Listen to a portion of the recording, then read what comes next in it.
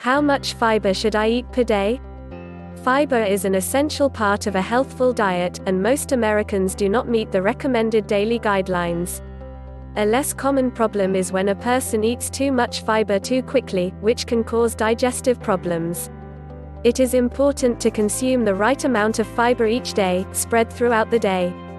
High fiber foods are an essential part of a healthful weight loss diet, and meeting the daily recommended intake of fiber can provide many health benefits.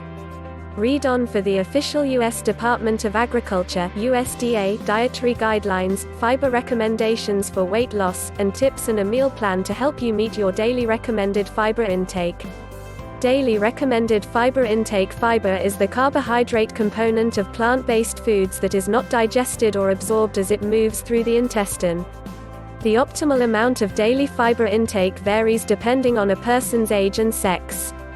The current dietary guidelines for Americans recommend the following approximate daily intake. Adult men require about 34 grams g, depending on their age. Adult women require about 28 grams depending on their age. Intakes of fiber are modified for certain groups as energy requirements vary at different life stages.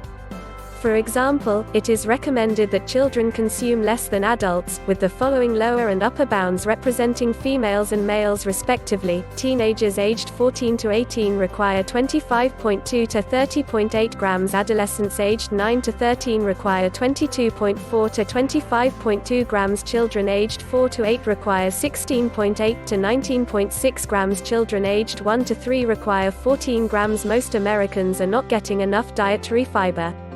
A study in 2008 found that the average daily intake was only 16 grams per day. On the other hand, eating too much fiber can cause bloating, gas, and constipation.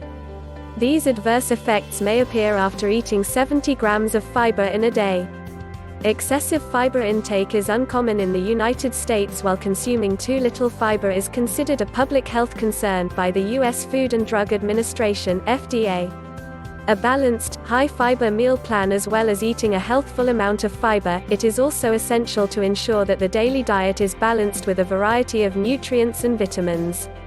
Recommended fiber intake for weight loss. People who want to lose weight are often encouraged to eat fiber-rich foods because they tend to be low in calories, high in nutrients, and make a person feel full for longer. By adding bulk and slowing digestion, fiber stops a person feeling hungry and minimizes cravings, which is useful when trying to lose weight. Estimates say that only 5% of Americans meet their daily fiber requirements. Eating more dietary fiber, including fruits, vegetables, whole grains, and legumes, is an essential part of maintaining a healthy weight. Research shows, however, that merely increasing fiber, mainly through eating more plant-based foods, is not enough on its own for weight loss. When trying to lose weight, start by aiming to reach the recommended daily allowance by basing meals around fiber-rich foods and including regular exercise. Be careful with the promise of high-fiber dietary supplements promoting weight loss. There is very little evidence to support the claims. How much fiber is too much?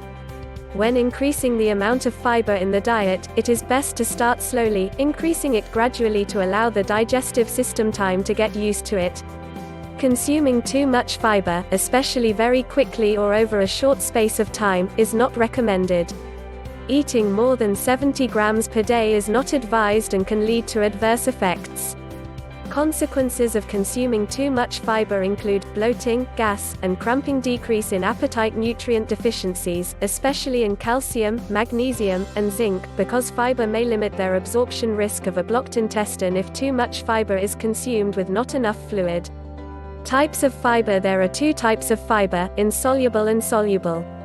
Insoluble fiber, referred to as cellulose, does not dissolve in water but increases the movement of waste products through the digestive tract, helping to prevent constipation. Soluble fiber includes pectin and beta-glucans. It dissolves in water to form a gel in the large intestine. Fiber-rich foods typically contain both soluble and insoluble fiber. Healthful sources of fiber include oats bran fruits, such as berries, apples, prunes, and figs, vegetables, such as broccoli, sweet potatoes, and cauliflower, whole grains, such as barley, quinoa, and wild rice, whole wheat or granary bread, nuts, including almonds, peanuts, pistachios and pecans, seeds, including ground flax seeds, chia, and pumpkin pulses like beans, lentils, and peas. Psyllium husk. Prebiotics occur naturally in foods such as leeks, asparagus, garlic, onions, wheat, oats, and soybeans.